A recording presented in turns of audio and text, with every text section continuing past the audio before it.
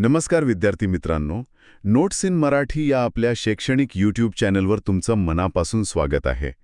आज आपण भारताच्या इतिहासातील एका सर्वात प्रगत आणि रहस्यमय संस्कृतीचा सखोल अभ्यास करणार आहोत, हडप्पा संस्कृती. आपल्याकडे इयत्ता 6वीच्या इतिहासाच्या पुस्तकातील एक धडा आहे, ज्याच्या आधारे आपण या संस्कृतीची नगररचना, लोकांचं जीवनमान आणि त्यांच्या व्यापाराबद्दलचे महत्त्वाचे पैलू जाणून घेणार आहोत. अगदी. आणि या चर्चेचा उद्देश फक्त माहिती देणं नाहीये, तर हजारो वर्षांपूर्वी ही संस्कृती आपल्या वेळेच्या किती पुढे होती हे समजून घेणं आहे. त्यांची घरं, त्यांची भांडी, दागिने आणि आणि सगळ्यात शेवटी या प्रगत संस्कृतीचा ऱ्हास नेमका का झाला, या सर्व गोष्टी आपण टप्प्याटप्प्याने उलगडणार आहोत. चला, तर मग मुळापासून सुरुवात करूया. या संस्कृतीला हडप्पा संस्कृती हे नाव का मिळालं? तर गोष्ट आहे इसवी सन 1921 सालची. पंजाबमध्ये रावी नदीच्या काठी हडप्पा नावाच्या ठिकाणी उत्खनन सुरू झालं आणि एका हरवलेल्या शहराचा शोध लागला. उत्खनन झालं. आणि आश्चर्याची गोष्ट म्हणजे या दोन्ही ठिकाणी सापडलेल्या वस्तू आणि वास्तू यांच्या अवशेषांमध्ये कमालीचं साम्य होतं. हो, म्हणजे विटांचा आकार सारखा, मुद्रासारख्या, नगररचनेची पद्धत सारखी. आणि हे साम्य फक्त या दोनच ठिकाणी नाही, बरोबर? नाहीच. धोलावीरा, लोथल, कालीबंगन, अगदी महाराष्ट्रात दायमाबाद यांसारख्या अनेक ठिकाणी सापडलेल्या अवशेषांमध्येही हेच साम्य दिसून आलं. यावरून या संस्कृतीचा विस्तार किती प्रचंड होता याचा अंदाज येतो. नक्कीच. आता त्या गोष्टीकडे येऊया जी या संस्कृतीला खऱ्या अर्थाने प्रगत ठरवते. ती म्हणजे त्यांची नगररचना. त्यांची घरं आणि बांधकामं प्रामुख्याने भाजक्या विटांची होती. आणि इथे भाजक्या विटा हा शब्द खूप महत्वाचा आहे. कच्च्या विटा नाही, तर भाजलेल्या, म्हणजे त्या जास्त मजबूत आणि टिकाऊ होत्या. घरांची रचनाही अतिशय विचारपूर्वक केलेली होती, नाही का? हो. मधोमध चौक आणि त्याभोवती खोल्या अशी रचना असे, ज्यामुळे घरात हवा आणि प्रकाश खेळता राहायचा. इतकंच नाही, तर घरांच्या आवारात विहिरी, स्नानगृहे आणि शौचालये सुद्धा होती. म्हणजे प्रत्येक घर पाण्याच्या बाबतीत स्वयंपूर्ण होतं. अगदी. आणि सगळ्यात प्रभावी गोष्ट मला जी वाटते ती म्हणजे सांडपाणी वाहून नेण्याची उत्तम व्यवस्था. हो, ती तर खरंच अविश्वसनीय आहे.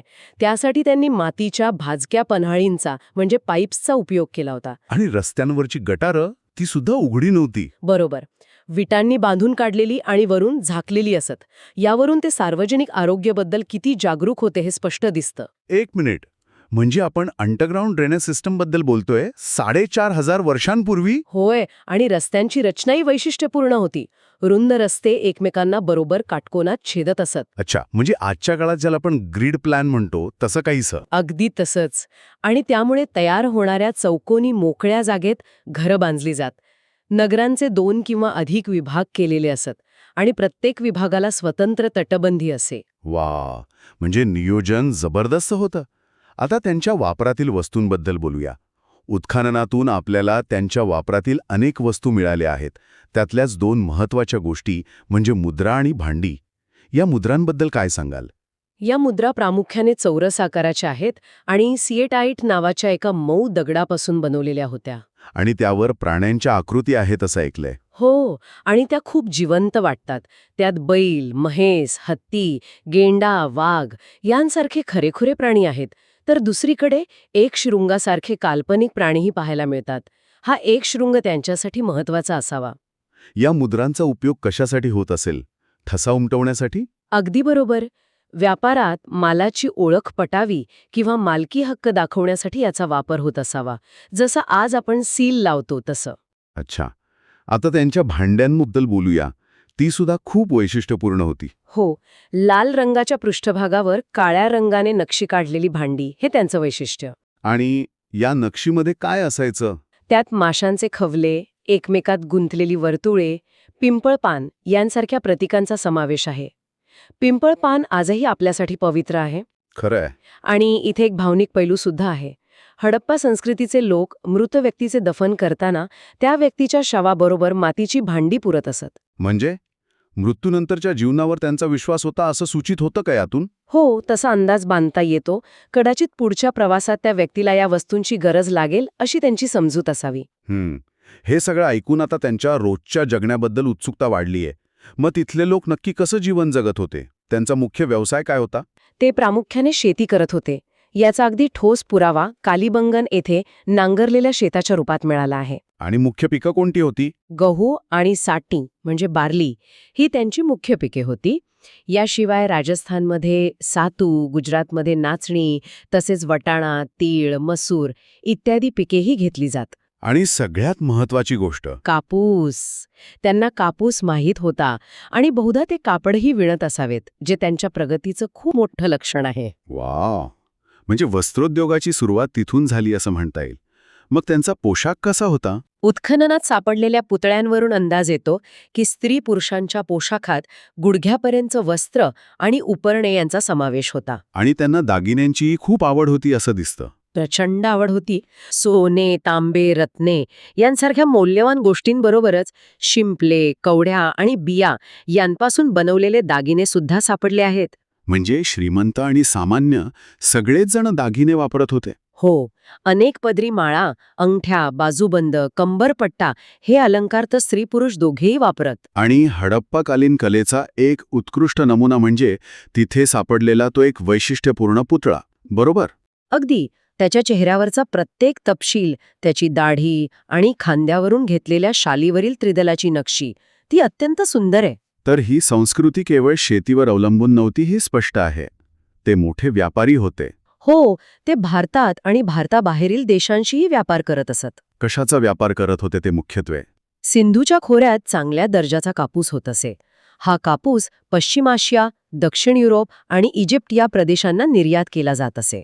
अच्छा, म्हणजे कापड हे त्यांचं मुख्य निर्यात उत्पादन होतं.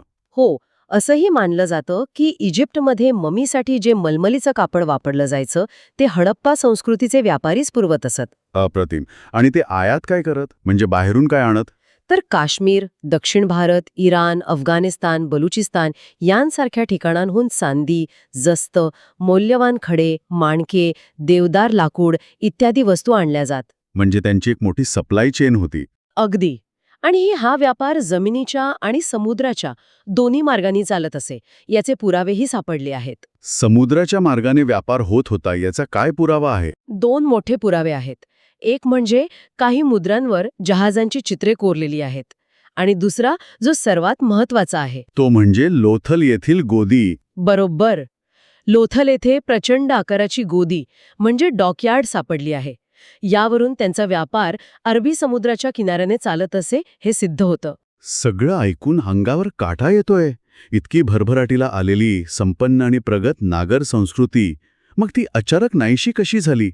तिच्या ऱ्हासाची कारणं काय होती? हाच तर या संस्कृतीचा सर्वात मोठा आणि रहस्यमय प्रश्न आहे आणि याचं एकच सरळ उत्तर नाहीये. म्हणजे अनेक कारणं असावीत? हो, जसे की पुन्हा पुन्हा येणारे महापूर, बाहेरून आलेल्या टोळ्यांची आक्रमणे आणि व्यापारातील घट अशी अनेक कारणं सांगितली जातात. यासोबतच काही नैसर्गिक कारणंही होती असं म्हणतात.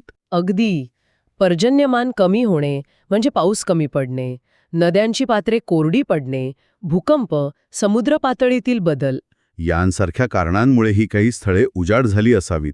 आणि या सगळ्या कारणांमुळे लोकांनी मोठ्या प्रमाणावर स्थलांतर केलं आणि हडप्पा संस्कृतीमधील शहरांचा ऱ्हास झाला. पण एक गोष्ट नक्की की ही संस्कृती पूर्णपणे नाहीशी झाली नाही. नाही, तिने भारतीय संस्कृतीचा पाया घातला. तिचे अनेक विचार, परंपरा आजही कोणत्या ना कोणत्या स्वरूपात आपल्यात जिवंत आहेत. तर आज आपण पाहिलं की ही संस्कृती ही केवळ विटामातीच्या घरांची वस्ती नव्हती, तर एक अत्यंत सुनियोजित, संपन्न आणि कलात्मक जाण असलेली शहरी संस्कृती होती. त्यांची नगररचना, सार्वजनिक आरोग्याबद्दलची जागरूकता आणि व्यापाराचे जाळे हे आजही आश्चर्यचकित करणारे आहे. आणि जाता जाता ऐकणाऱ्यांसाठी एक विचार. या संस्कृतीने सांडपाण्याच्या निचऱ्यासाठी झाकलेली गटारे बांधली होती, जी सार्वजनिक आरोग्यासाठी अत्यंत महत्वाची होती. आज जवळपास 5000 वर्षांनंतरही आपली आधुनिक शहरे सांडपाणी व्यवस्थापन आणि स्वच्छतेच्या समस्यांशी झुंजत आहेत. मग आपण या प्राचीन संस्कृतीच्या नगर नियोजनातून आजच्या काळात काही शिकू शकतो का?